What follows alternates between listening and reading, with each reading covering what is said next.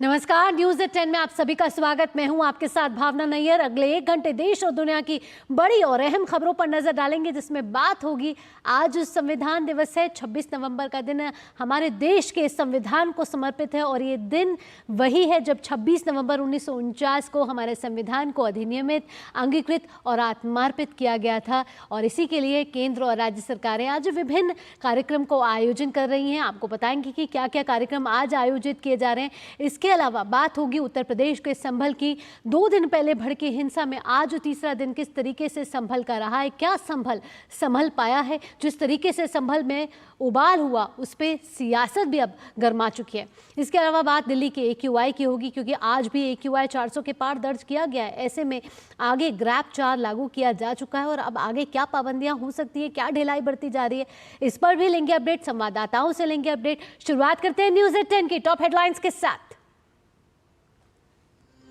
संविधान को अपनाने की 75वीं वर्षगांठ के मौके पर आज संविधान सदन में भव्य कार्यक्रम। राष्ट्रपति द्रौपदी मुर्मू दोनों सदन के संयुक्त सत्र को करेंगी संबोधित।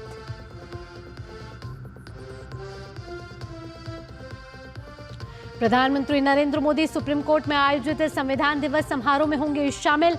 भारतीय न्यायपालिका की वार्षिक रिपोर्ट करेंगे जारी। डोनाल्ड ट्रंप को 2020 में राष्ट्रपति चुनाव में हस्तक्षेप के मामले में मिली राहत। संघीय अदालत में दर्ज मामले को जज ने किया खारिज। और शतरंज विश्व चैंपियनशिप में डी गुकेश और चीन के डिंग लिरेन के बीच दूसरे राउंड का मुकाबला आज। डिंग लिरेन को 1-0 की बढ़त।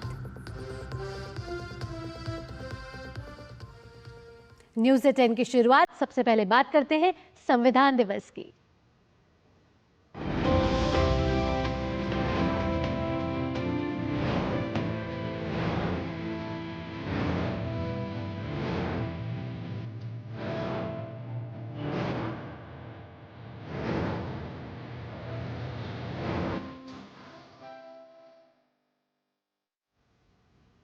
स्वतंत्र भारत के इतिहास में 26 नवंबर 1949 का दिन बेहद ही यादगार और ऐतिहासिक था।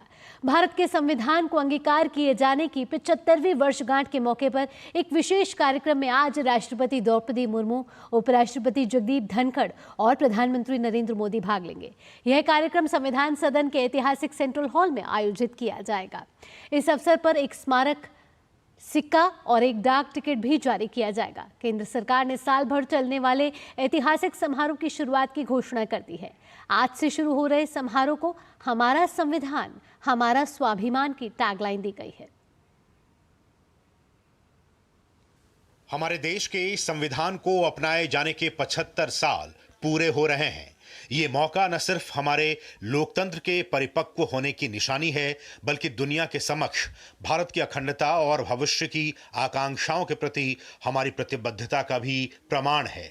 इसी दृढ़ निश्चय की अभिव्यक्ति के लिए केंद्र सरकार ने हमारा संविधान, हमारा स्वाभिमान के नारे के साथ साल भर चलने वाले समारोहों की श्रृंखला की घोषणा की है। 26 नवंबर 2024 को संसद के सेंट्रल हॉल में देश के उपराष्ट्रपति, प्रधानमंत्री, लोकसभा स्पीकर की उपस्थिति में राष्ट्रपति द्रौपदी मुर्मू एक भव्य कार्यक्रम का उद्घाटन करेंगी। इस कार्यक्रम के दौरान भारत के संविधान के निर्माण और ऐतिहासिक यात्रा को समर्पित एक लघु फिल्म प्रस्तुत की जाएगी। Making of constitution of India glimpse और making of the constitution of India and its glorious journey नामक 2 पुस्तकों का विमोचन किया जाएगा। इसके साथ ही भारत के संविधान की कला को समर्पित पुस्तिका का भी विमोचन किया जाएगा। यही नहीं, संस्कृत और मैथिली भाषा में संविधान का विमोचन किया जाएगा।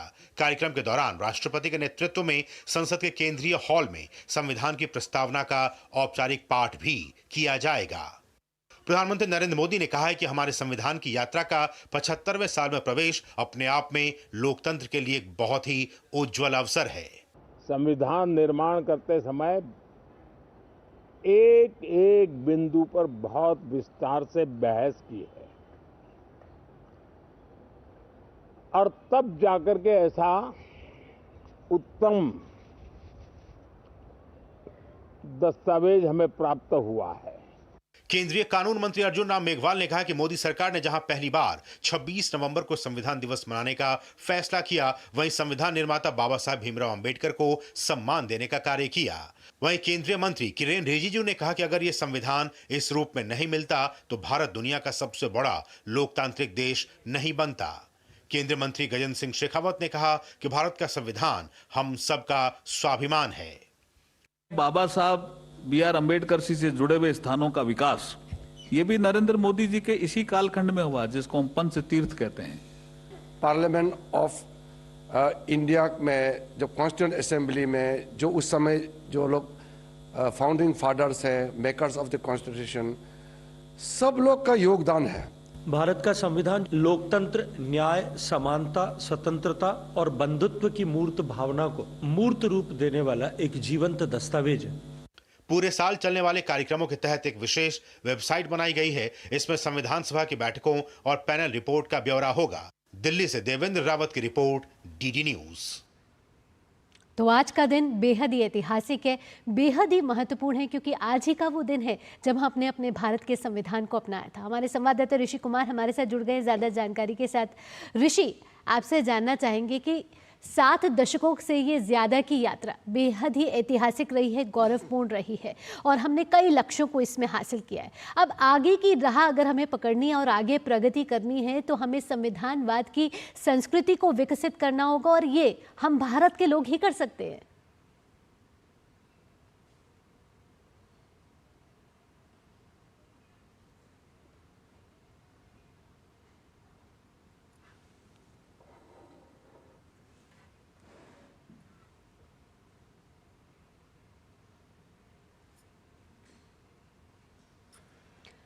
तो ऋषि से हम आगे भी बातचीत करेंगे, अभी फिलहाल उनसे बातचीत नहीं हो पा रही है, लेकिन न्यूज़ एट 10 में वक्त हो चला एक छोटे से ब्रेक का। ब्रेक के बाद भी खबरों का सिलसिला यूं ही जारी रहेगा। आप देखते रहिए डीडी न्यूज़। अनुभव कीजिए शुद्ध MDH बादाम रोगन का प्यार। सेहत बनके रग रग में दौड़े, त्वचा में समाये, हाइड्रेट करे, हर उम्र की त्वचा का पोषण करे। You deserve the purity. MDH बादाम रोगन, नेचुरल, टेंडर, प्योर। चमके चमके। सुनो, एक अच्छी इंश्योरेंस पॉलिसी AI से पूछते हैं। एक ऐसी पॉलिसी जिसमें प्रीमियम पेमेंट हो लिमिटेड पर इनकम आती रहे लाइफ टाइम। LIC का जीवन उत्सव। एक ऐसी पॉलिसी जो दे होल लाइफ इंश्योरेंस कवर भी। LIC का जीवन उत्सव। वाओ, चलो तो LIC की जीवन उत्सव पॉलिसी ही लेते हैं। मैं भी तुमसे यही कह रही थी, LIC का जीवन उत्सव। लाइफ टाइम सेलिब्रेशन मनाइए LIC के जीवन उत्सव के साथ। फ्यूचर सेट है। जब धरती चीर कर निकलता है लोहे का पत्थर और मिलता है मोंगिया के जोश से, फिर तपता है, पिघलता है और बनता है फौलाद। अब होता है सरिया सारी खूबियों के साथ।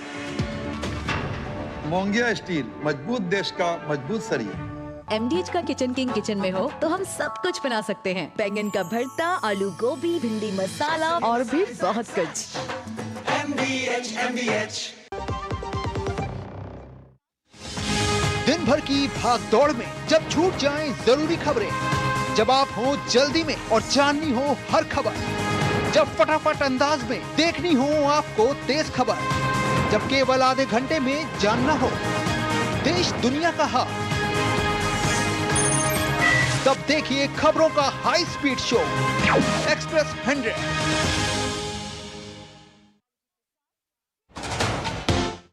देख रहे हैं न्यूज़ एट 10 और न्यूज़ एट 10 में हम आपको बता रहे हैं कि आज का दिन बेहद ही महत्वपूर्ण है, क्योंकि आज संविधान दिवस है और आज ही के दिन अपने अपने भारत के संविधान को अपनाया था और ये यात्रा अब 75 साल पूरे कर चुकी है। ऋषि कुमार हमारे साथ जुड़ रहे हैं ज़्यादा जानकारी के साथ। ऋषि, 7 दशकों की इस ज़्यादा की यात्रा में हमने देखा कि हमने राजनीतिक, आर्थिक, सामाजिक कई परिवर्तनों से हम गुजरे और आगे की प्रगति की ओर जब हम आगे की राह पकड़ चुके हैं, उसमें अब ज़रूरी है कि हम भारत के लोग इस कर्तव्यों को अपनाएं कि हम अपने अंदर संविधानवाद की संस्कृति को और विकसित करें। बिल्कुल, देखिए, हम संविधान को अंगीकार, अधिनियमित और आत्मकृत करने की जो 75वीं वर्षगांठ है उसका जो हर्षोल्लास के साथ मना रहे हैं। निश्चित तौर से भारत के इतिहास में ये स्वर्णिम पल है, जबकि हम 75 वर्ष इस बात के पूरे कर रहे हैं कि हमने अपने संविधान को स्वीकार किया था, अंगीकार किया था और अधिनियमित किया था। इस पूरी की पूरी यात्रा में अगर हम कहें तो भारत के संविधान ने भारत के लोगों की उन सभी असीम संभावनाओं को और उनकी उम्मीदों को और उन्हें विकास के मार्ग पर ले जाने के वो रास्ते तय किए हैं, जिससे कि आज हम विकसित राष्ट्र होने का जो सपना है वो देख पाने में सक्षम हो पा रहे हैं। भारत का संविधान हर हाल में ये बात सुनिश्चित करता है कि जो न्याय है, चाहे वो सामाजिक, आर्थिक और राजनीतिक हो, और जो इसमें पूरी की पूरी जो स्वतंत्रता है, जिसमें कि उनके विचार, अभिव्यक्ति, विश्वास, धर्म और उपासना की है, इसको सुनिश्चित करता है। और जो व्यक्ति की गरिमा है, राष्ट्र की एकता और अखंडता को सुनिश्चित करने वाली जो बंधुता है, उसके लिए दृढ़ संकल्प होकर हमारा संविधान देश के हर नागरिक में वो शक्ति प्रदान करता है, जिससे कि वो यहाँ पर अपने कर्तव्यों का पालन करते हुए अपने अधिकारों को हासिल कर सके।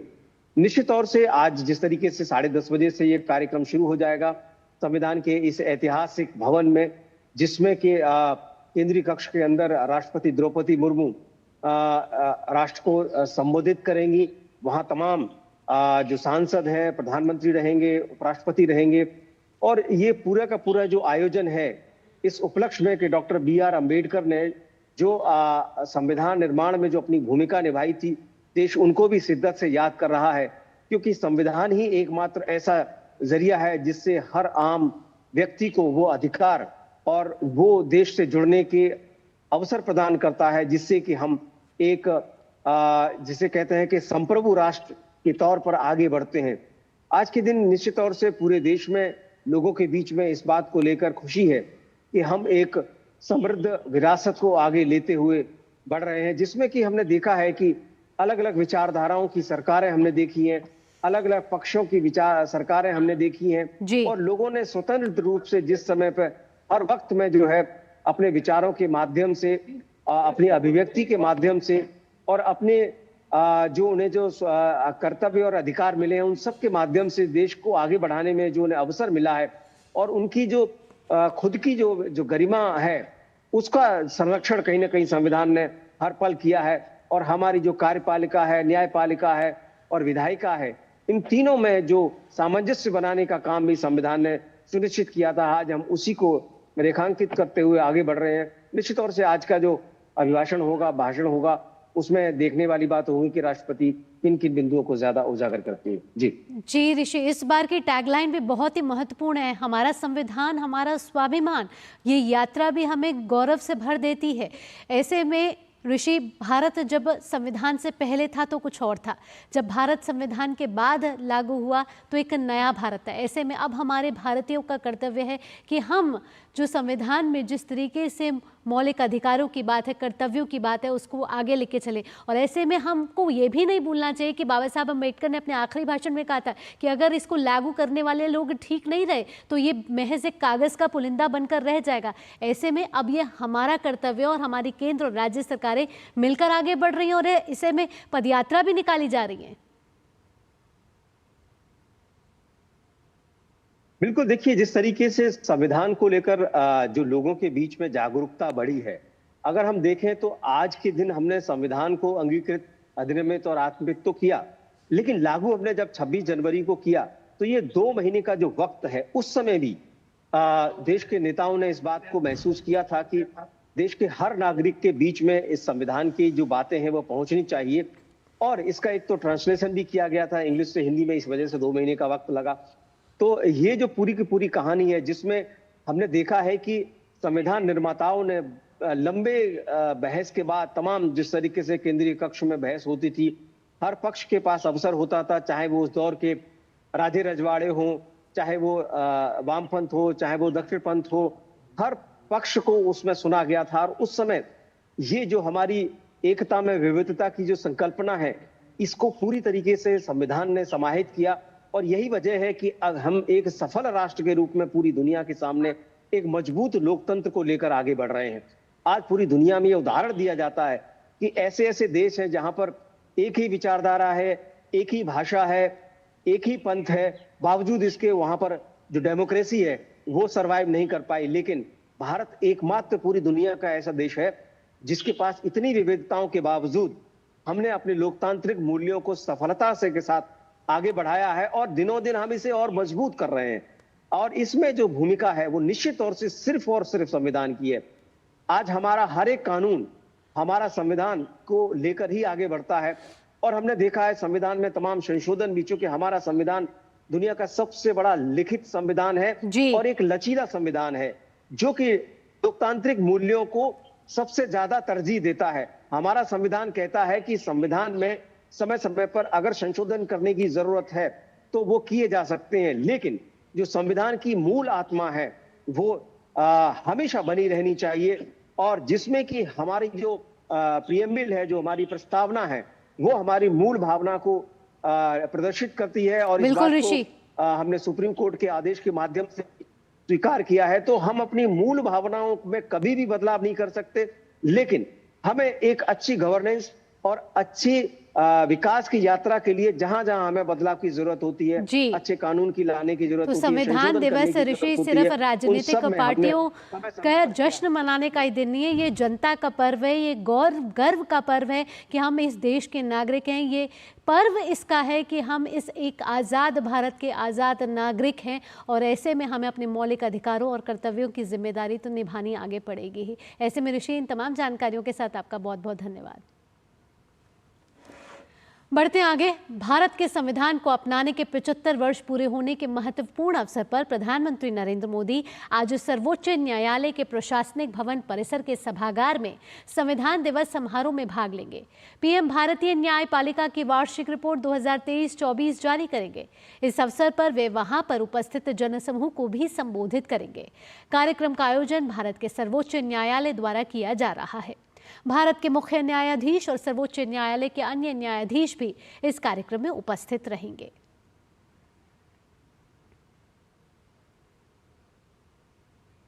प्रधानमंत्री नरेंद्र मोदी ने देशवासियों को संविधान दिवस की शुभकामनाएं दी हैं। पीएम ने एक्स पर लिखा है, सभी देशवासियों को भारतीय संविधान की 75वीं वर्षगांठ के पावन अवसर पर संविधान दिवस की बहुत बहुत शुभकामनाएं। इसके साथ ही प्रधानमंत्री ने एक वीडियो भी साझा किया है।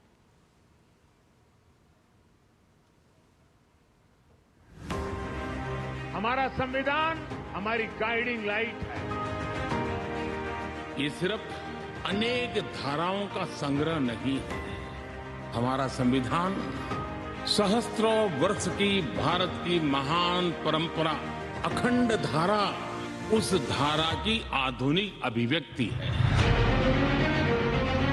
और जब हम इस संवैधानिक व्यवस्था से जनप्रतिनिधि के रूप में ग्राम पंचायत से लेकर के संसद तक जो भी दायित्व निभाते हैं, हमें संविधान के लेटर एंड स्पिरिट को समर्पित भाव से ही हमें अपने आप को हमेशा सज्ज रखना होगा। आज पूरे सामर्थ्य से अपनी सभी विविधताओं पर गर्व करते हुए यह देश आगे बढ़ रहा है और इन सब के पीछे हमारी सबसे बड़ी ताकत हमारा संविधान है। हमारे संविधान के प्रेम्बल की शुरुआत में जो वी द पीपल लिखा, ये सिर्फ 3 शब्द नहीं, वी द पीपल एक आह्वान है, एक प्रतिज्ञा है, एक विश्वास है। संविधान में लिखी ये भावना उस भारत की मूल भावना है जो दुनिया में लोकतंत्र की जननी रहा है।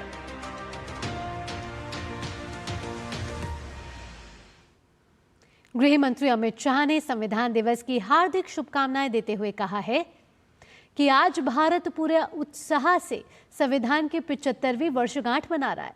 बाबा साहेब भीमराव अम्बेडकर जी सहित संविधान के सभी शिल्पियों के योगदान को चिरस्मरणीय बनाने के लिए मोदी जी ने संविधान दिवस मनाने की शुरुआत की।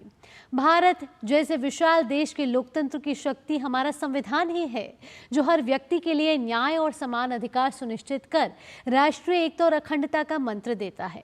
हमारा विश्वास है कि संविधान सिर्फ मंचों पर दिखाने की एक पुस्तक नहीं, बल्कि पूर्ण श्रद्धा से आत्मसात कर सार्वजनिक जीवन में अपना सर्वोच्च योगदान देने की कुंजी भी है। आइए इस संविधान दिवस पर एक सशक्त, समृद्ध और आत्मनिर्भर भारत बनाने का संकल्प लें।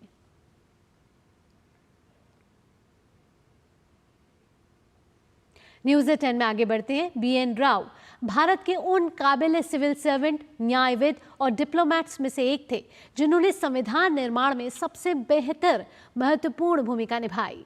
संविधान दिवस के मौके पर आइए देखते हैं BN राव के बारे में ये खास रिपोर्ट। भारतीय संविधान के निर्माण में अनेक महान हस्तियों ने महत्वपूर्ण भूमिका निभाई। ऐसे ही एक महान शख्सियत थे sir Benegal Narsing Rau. Sir BN Rau Bharat के उन काबिल सिविल सर्वेंट, न्यायविद और डिप्लोमेट्स में से एक थे जिन्होंने संविधान निर्माण में सबसे महत्वपूर्ण भूमिका निभाई। साल 1946 में जब कैबिनेट मिशन प्लान के तहत संविधान सभा का गठन हुआ, तब BN राव की कानून में रुचि और विशेषज्ञता को देखते हुए उन्हें संविधान सभा का संवैधानिक सलाहकार बनाया गया। सर BN राव ने साल 1948 में भारतीय संविधान का शुरुआती मसौदा तैयार किया था। वो हमारे संविधान का पहला मूल मसौदा यानी ड्राफ्ट था। सर BN राव द्वारा तैयार किए गए मूल मसौदे पर ही विचार किया और इसके अलग अलग बिंदुओं पर बहस कर हमारा संविधान तैयार किया। BN राव के मूल मसौदे में 243 अनुच्छेद और 13 अनुसूचियां थीं। भारतीय संविधान का ड्राफ्ट तैयार करने के लिए BN राव ने काफी मेहनत की थी। इसके लिए उन्होंने कई देशों की यात्राएं की थी। रिसर्च के सिलसिले में वे अमेरिका, कनाडा, आयरलैंड और ब्रिटेन आदि देशों में गए थे। इस दौरान उन्होंने वहां के न्यायविदों और रिसर्च स्कॉलर से भी बात की थी। भारत में संविधान निर्माण के काम के बाद BN राव 1950 से 1952 तक संयुक्त राष्ट्र सुरक्षा परिषद में भारत के प्रतिनिधि रहे। वे इंटरनेशनल कोर्ट ऑफ जस्टिस में न्यायाधीश बनने वाले पहले भारतीय थे, जहां उन्होंने 1952 से 1953 तक न्यायाधीश के रूप में काम किया। नरसिंह राव ने न सिर्फ भारत बल्कि म्यांमार का संविधान लिखने में भी मदद की। सर BN राव संवैधानिक दृष्टिकोण से सार्वभौमिक मताधिकार के सबसे बड़े पैरोकार में से एक थे। राव की न्याय भावना और कठिन परिस्थितियों में भी समस्या का समाधान ढूंढ निकालना उनके व्यक्तित्व को अनोखा बनाती थी। Bureau report, DD news. संविधान निर्माण में सत्येंद्र नाथ मुखर्जी ने भी अहम भूमिका निभाई थी। ICS अधिकारी सत्येंद्र नाथ मुखर्जी विलक्षण प्रतिभा के धनी थे। आइए देखते हैं सत्येंद्र नाथ मुखर्जी पर यह खास रिपोर्ट। संविधान का निर्माण किसी एक व्यक्ति ने नहीं किया था, बल्कि संविधान एक साझा पहल का नतीजा है। इसमें कई ऐसे ICS यानी इंडियन सिविल सर्विस के विद्वान लोग भी शामिल थे जो संविधान सभा के सदस्य तो नहीं थे, लेकिन संविधान निर्माण की प्रक्रिया में उनका योगदान संविधान सभा के किसी भी सदस्य से कम नहीं था। ऐसे ही एक विलक्षण प्रतिभा के धनी ICS अधिकारी थे सत्येंद्र नाथ मुखर्जी, जिन्हें SN मुखर्जी के नाम से जाना जाता है। SN मुखर्जी संविधान के मुख्य ड्राफ्ट्समैन यानी प्रारूपकर्ता थे, मतलब संविधान के मुख्य मसौदा लेखक थे, जिन्होंने संविधान निर्माण की प्रक्रिया में बेहद महत्वपूर्ण भूमिका निभाई। संविधान सभा के मुख्य मसौदा लेखक के तौर पर SN मुखर्जी ड्राफ्ट कमेटी की सभी मीटिंग्स में हिस्सा लेते थे। ड्राफ्ट कमेटी आपसी मीटिंग्स या संविधान सभा के सुझावों या संशोधनों के बाद जो तय करती थी, उसे SN मुखर्जी बेहद आसान और सरल शब्दों में संविधान में शामिल करते जाते। इस तरह उन्होंने न केवल अंबेडकर का बल्कि पूरी मसौदा समिति के काम को काफी आसान बना दिया। यही वजह थी डॉक्टर अंबेडकर ने संविधान सभा में उनकी जमकर तारीफ की थी। संविधान का मसौदा तैयार करने की प्रक्रिया में सहायता करने के अलावा SN मुखर्जी ने कई अन्य महत्वपूर्ण जिम्मेदारियों को भी बखूबी निभाया। उन्होंने भारत की पहली मतदाता सूची तैयार करने में भी काफी मदद की। SN मुखर्जी की काबिलियत को देखते हुए बाद में उन्हें राज्यसभा के महासचिव पद पर नियुक्त किया गया। 1952 से 1963 तक वो इस पद पर कार्यरत रहे। राज्यसभा के महासचिव बनने वाले वो प्रथम व्यक्ति थे। Bureau report, DD news. संसदीय कार्य मंत्री किरण रिजिजू ने संविधान दिवस की शुभकामनाएं देते हुए कहा कि संविधान की 75वीं वर्षगांठ देश के लिए गौरव की बात है। उन्होंने कहा, देश के लोकतंत्र की शक्ति हमारा संविधान ही है। बाबा साहब भीमराव अंबेडकर के नेतृत्व में जो संविधान बने हैं, उसका 75 साल पूरा होना ये हमारे लिए गौरव की बात है। ये देश के लिए भी बहुत ही ये एक प्रगतिशील हम लोगों के लिए सफ़र रहा है कि हमारा संविधान बहुत अच्छी तरह से हम सबको गाइड किया है, देश को आगे बनाए रखने के लिए, देश को प्रगति के राह पर ले जाने के लिए जो संविधान का भूमिका है उसको हम लोग सब समझना है। और संविधान के रहते ही हमारा देश एक सफल राष्ट्र के रूप में उभर के आए हैं। इसलिए संविधान दिवस वो भी 75 साल पूरे होने पर धूमधाम से अच्छी तरह से देश पर मनाएंगे। उसका शुरुआत और लीडरशिप का काम भारत के संसद को करना है।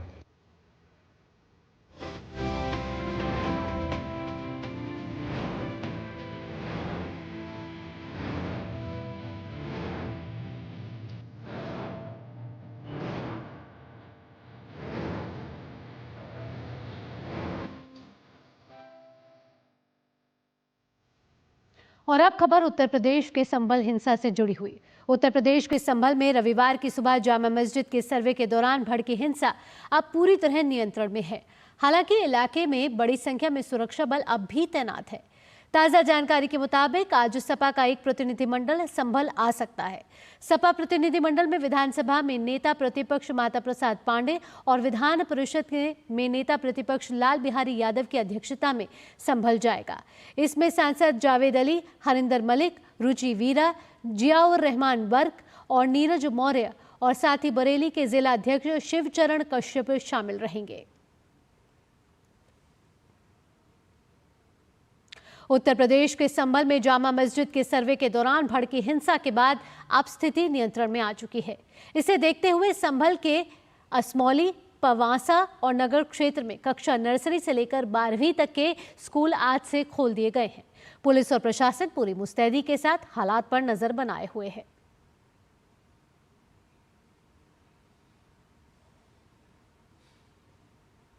तो संभल में खुल चुके हैं स्कूल। फिलहाल जो स्थिति है वो नियंत्रण में नजर आ रही है। ग्राउंड जीरो पर हमारे संवाददाता नीरज सिंह मौजूद हैं। आइए सीधा जानकारी ले लेते हैं उनसे। नीरज, 7 एफआईआर दर्ज की जा चुकी है, 25 से ज्यादा लोगों की गिरफ्तारी हो चुकी है, 3000 से ज्यादा लोगों पर मुकदमा दर्ज किया जा चुका है। क्या अब, क्योंकि स्थिति तो नियंत्रण में आ चुकी है, सपा का एक प्रतिनिधि मंडल भी आ रहा है, लेकिन बड़ा सवाल यही खड़ा हो रहा है, क्या हिंसा भड़की या भड़काई गई? देखिए, ये बड़ा सवाल है और जिस तरह के साक्ष्य निकलकर सामने आ रहे हैं वो प्री प्लानिंग थी और जिस तरीके से जो उपद्रवी थे उनके हाथों में हथियार भी थे।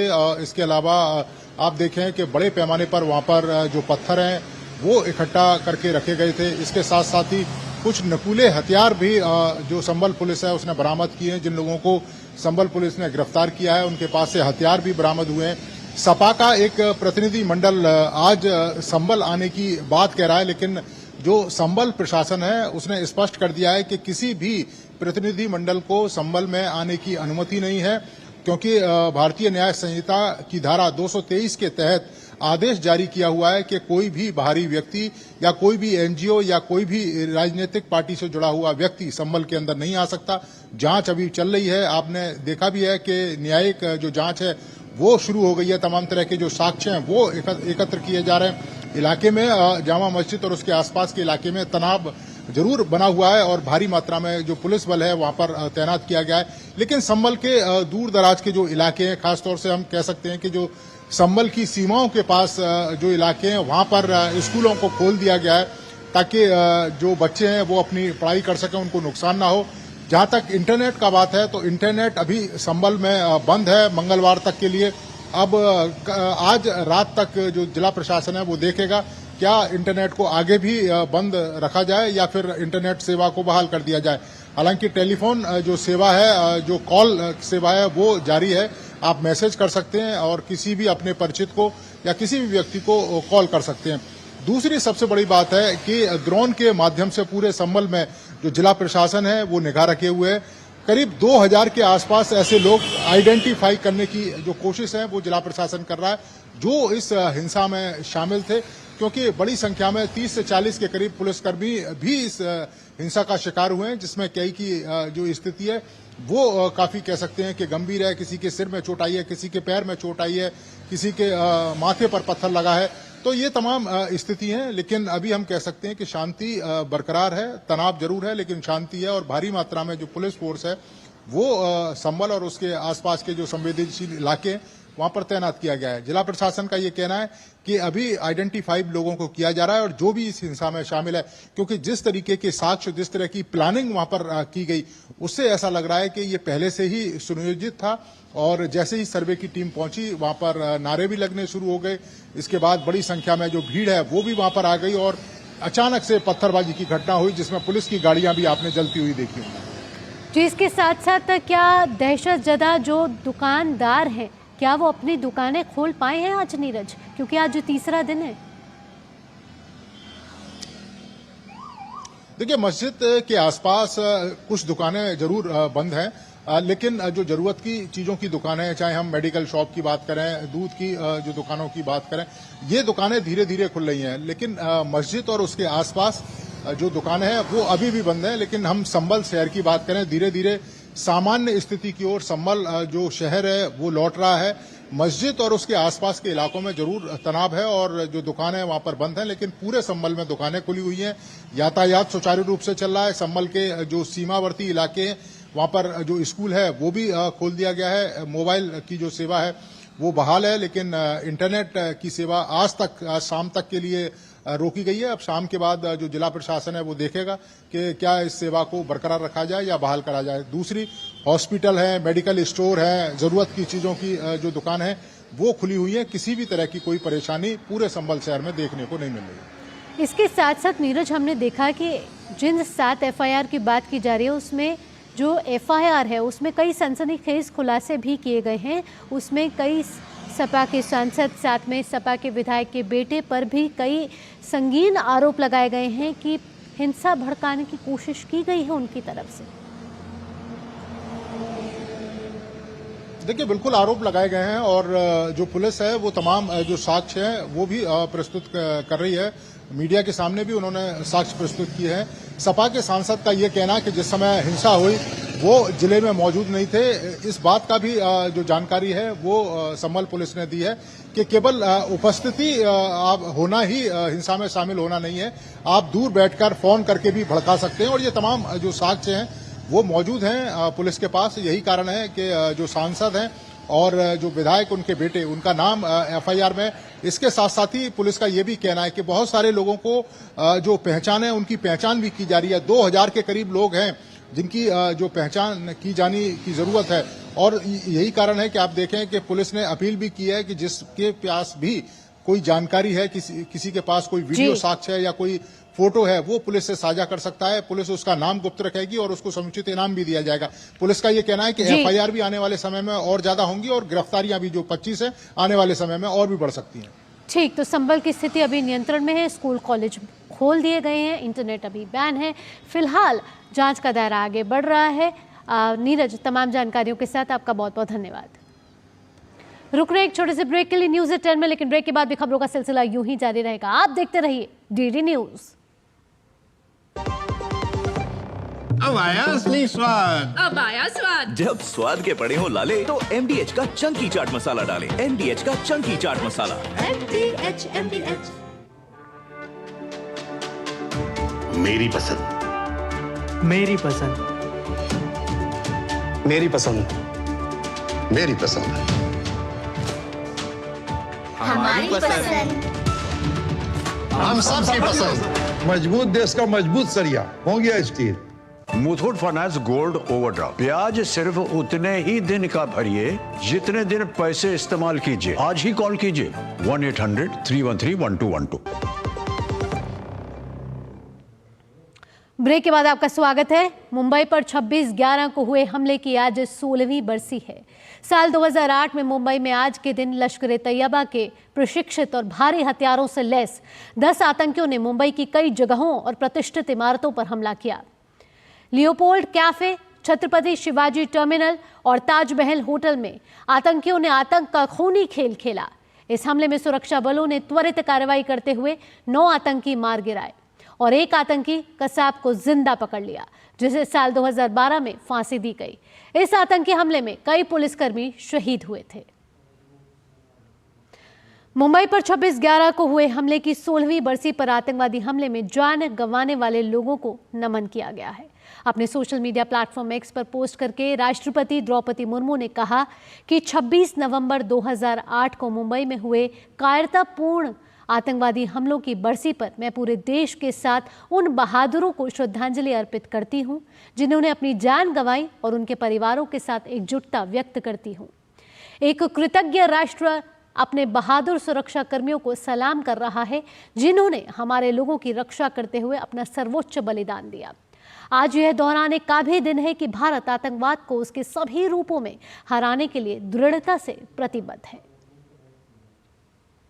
वहीं रक्षा मंत्री राजनाथ सिंह ने भी मुंबई आतंकी हमले 26/11 के शहीदों को श्रद्धांजलि दी है। शहीदों को याद करते हुए उन्होंने कहा कि 26/11 मुंबई आतंकी हमले की बरसी पर राष्ट्र उन लोगों को याद करता है जिन्होंने उस दुर्भाग्यपूर्ण दिन में अपनी जान गंवाई।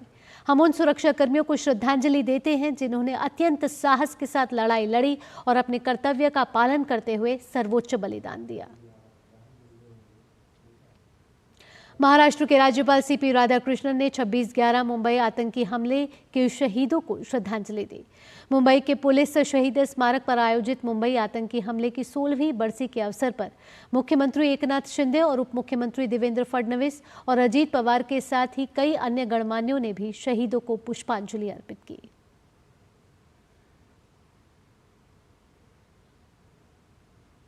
और अब बात करते हैं सांसों के संकट से जूझ रही दिल्ली की। जी हाँ, बात कर लेते हैं वायु गुणवत्ता सूचकांक की। जी, दिल्ली एनसीआर में पहले से ही वायु गुणवत्ता में मामूली सुधार देखने को जरूर मिला है। हालांकि सुबह के समय विजिबिलिटी कम होने के कारण लोगों को गाड़ी चलाने में परेशानी जरूर हुई। केंद्रीय प्रदूषण नियंत्रण बोर्ड द्वारा जारी आंकड़ों के अनुसार कई इलाकों में सुबह से AQI 400 के ऊपर ही दर्ज किया गया है। मुंडका में AQI 443, रोहिणी में AQI 432, आनंद विहार में AQI 431, वहीं सोनिया विहार में AQI 425। बात करें अगर बवाना की तो यहाँ AQI 424 और शादीपुर में AQI 423 दर्ज किया गया है। वहीं अगर दूसरे इलाकों की बात करें तो जहांगीरपुरी में AQI 422, नेहरू नगर और अशोक विहार में AQI 420 दर्ज किया गया है। और इस लगातार बढ़ते वायु प्रदूषण की वजह से लोगों की सेहत पर भी असर पड़ने लगा है। लोगों ने बताया कि वायु प्रदूषण की वजह से सांस लेने में काफ़ी परेशानी हो रही है। वहीं डॉक्टर वायु प्रदूषण से बचाव के लिए लोगों को मास्क पहनने की सलाह दे रहे हैं। बच्चों की स्वास्थ्य सुरक्षा के हित और प्रदूषण की स्थिति को ध्यान में रखते हुए प्रशासन ने आज तक 12वीं कक्षा तक के सभी स्कूलों को बंद रखने का आदेश दिया है। छात्रों के लिए सभी फिजिकल क्लास बंद रखने के निर्देश दिए गए हैं। साथ ही घर से ही ऑनलाइन कक्षाएं संचालित करने के निर्देश जारी किए जा चुके हैं। बढ़ते अब आगे, वायु प्रदूषण की वजह से लोगों की सेहत पर भी असर पड़ने लगा है। लोगों ने कहा कि घरों के बाहर उन्हें सांस लेने में दिक्कत हो रही है और आंखों में जलन महसूस हो रही है। साथ ही अन्य स्वास्थ्य समस्याओं का सामना करना पड़ रहा है। इसका सबसे ज्यादा असर बुजुर्गों पर देखा जा रहा है। वहीं राजधानी में खराब गुणवत्ता वाली हवा के प्रभाव को कम करने के लिए पानी का छिड़काव भी किया जा रहा है। ब्रीदिंग में प्रॉब्लम है, काफ़ी फॉग है और ये स्मॉग है। एक्चुअली फॉग नहीं बोलेंगे, दिक्कत तो है लेकिन क्या करें, इसी में एक्सरसाइज तो करना ही है क्योंकि कितना भी पॉल्यूशन रहे एक्सरसाइज से ही आप ठीक रह सकते हैं। घर में कितना देर रहेंगे, अल्टीमेटली आपको बाहर निकलना ही है। यंग हैं उनके लिए दिक्कत नहीं है लेकिन बूढ़े हैं और बच्चे हैं। स्कूल तो बंद है, अभी भी ऑनलाइन चल रहा है, लेकिन बूढ़ों का क्या, जो बुजुर्ग लोग हैं उनका तो कुछ नहीं हो सकता अभी। तो बहुत ही क्रिटिकल सिचुएशन है। इस पॉल्यूशन तो काफ़ी ज़्यादा है, इसका कुछ समाधान करना चाहिए। गाड़ियाँ बहुत पुरानी हैं, उनमें धुआं वगैरह आता है, कंजेशन चल रहा है। इसके सरकार कुछ ध्यान दे तो बहुत अच्छा होगा। बच्चों और बूढ़ों का तो बहुत ज़्यादा परेशानी हो जाती है, सांस की है, दमा है, ये धुंध वगैरह काफ़ी है, तो कुछ ध्यान देना चाहिए सरकार को। उधर दिल्ली एनसीआर के अलावा अगर बात कर ले मुंबई की भी तो यहाँ सुबह सुबह धुंध की परत छाई दिखी। वहीं मरीन ड्राइव के पास घने कोहरे के बीच लोगों ने सुबह की सैर की। घने कोहरे के कारण कई इलाकों में विजिबिलिटी काफी कम हो गई। ऊंची ऊंची इमारतें घने कोहरे और धुंध में छिप गई।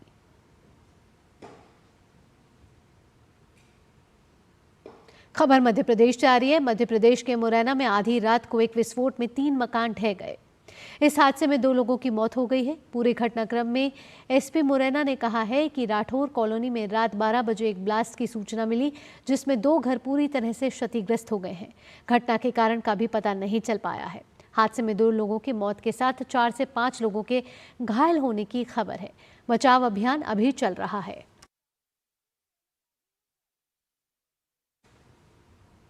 कोतवाली थाना क्षेत्र के राठौड़ कॉलोनी में आज रात लगभग 12 बजे एक ब्लास्ट की सूचना मिली, जिसमें दो घर पूरी तरह से क्षतिग्रस्त हो गए और अभी 4-5 घायल हैं जिनको अस्पताल में भर्ती कराया गया है।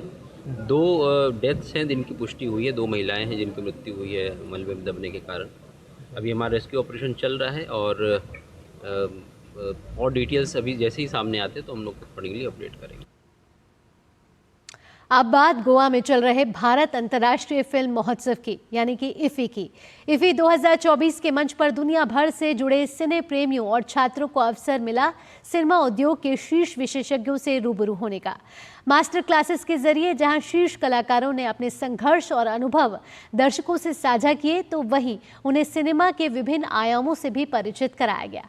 आइए देखते हैं इस पर हमारी एक खास रिपोर्ट। जी हां, भविष्य अब है।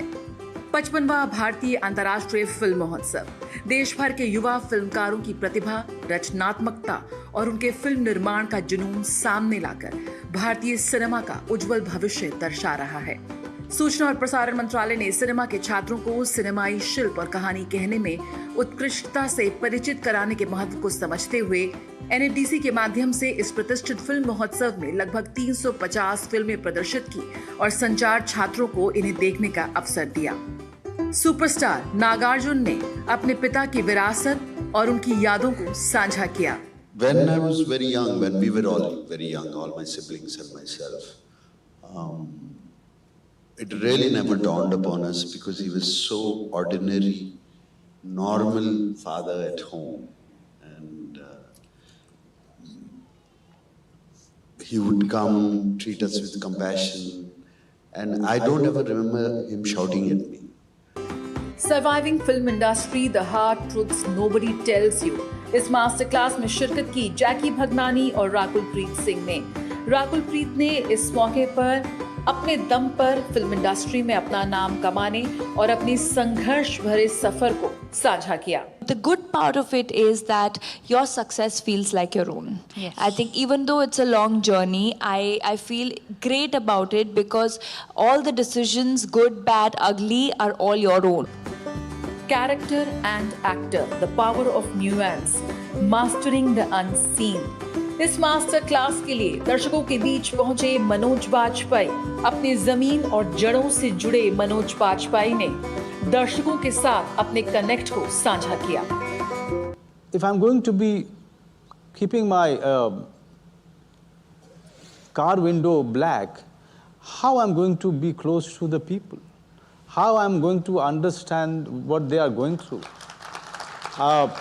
How I'm going to observe them, get those characters, get their mind into my performance.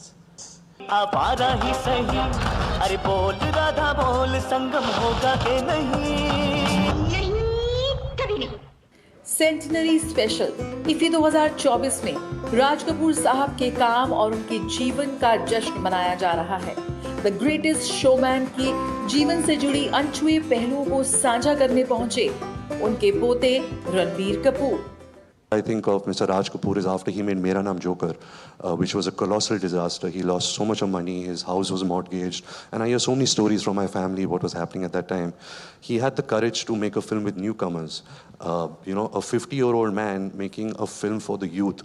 That means that he really kept with the times. Master classes ने दर्शकों को समृद्ध अनुभव प्रदान किया। Jaya Sinha, TD news, Panaji, Goa.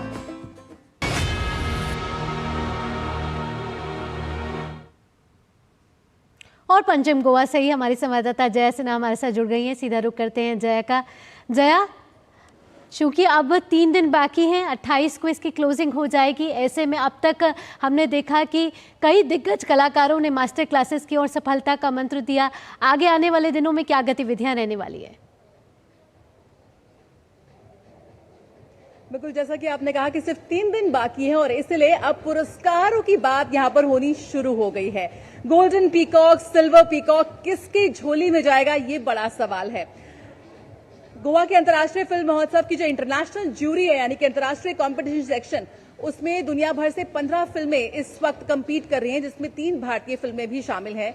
और इसीलिए काफी उत्सुकता है कि इस वक्त गोल्डन पीकॉक किसकी झोली में जाएगा। साथ ही इस बार जिस तरह से नई पहलों की शुरुआत हुई थी इफी 2024 के मंच पर, बेस्ट डेब्यूटेंट डायरेक्टर इंडियन इस पुरस्कार की भी शुरुआत हुई है। वो उसमें किसका नाम चयनित होता है वो देखने वाली बात होगी।